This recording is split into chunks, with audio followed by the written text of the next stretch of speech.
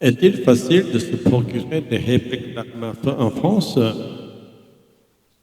Elles sont en tout cas de plus en plus utilisées par les malfaiteurs. Il est 16 heures passées ce dimanche-là. Deux collègues terminent leur journée. Soudain, l'une des employés prend peur. Un homme armé vient de surgir dans la boulangerie. Il braque le vendeur et tire sur le côté pour l'intimider. Sommé de vider la caisse, le jeune apprenti s'exécute. La scène dure 20 secondes. Le voleur apprend la fuite avec 400 € en liquide. Il ne sera jamais retrouvé. Âgé de 16 ans, l'apprenti plombier apprendra plus tard, effaré, que l'arme était une fausse. Sur le moment, je panique. Je n'ai pas pu comprendre le type d'arme que c'était. Il m'a menacé qu'il allait mettre une balle dans la tête. Sur le moment, j'étais en choc, raconté. Pendant les mois qui suivent, il reste profondément marqué, ne parvient pas à reprendre le travail. J'avais un pressentiment que ça allait arriver encore une deuxième fois. Il m'a fallu 4 mois et ma collègue, depuis ce jour-là, on ne l'a plus revu. Les armes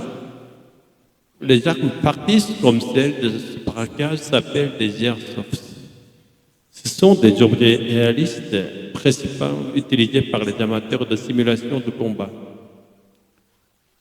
Des joueurs bien équipés tirent des piles en plastique de quelques millimètres de diamètre, des répliques qui effraient les passants lorsqu'elles sortent des terrains de jeu.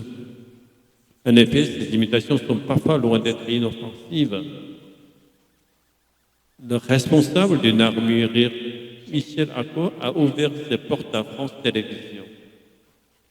Il propose à la vente de dizaines de modèles. Certains atteignent plusieurs centaines d'euros. La réalité, c'est que quand on tire avec ça, on a l'impression d'avoir un pistolet qui tire au même mouvement avec ce qu'on appelle la cuirasse mobile, confie-t-il. À lui, pour me toucher, certains airsoft ressemblent à s'y méprendre à des armes de guerre. Les modèles les plus puissants peuvent même entraîner des dégâts matériels pour déplacer.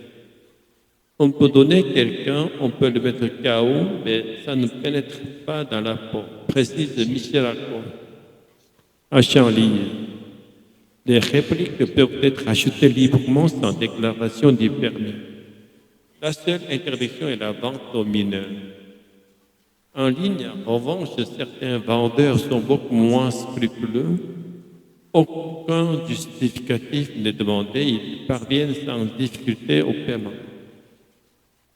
Si l'acheter en airsoft est bien autorisé pour les majeurs, le transporter en dehors de la pratique récréative, en revanche, expose à une amende de 150 €.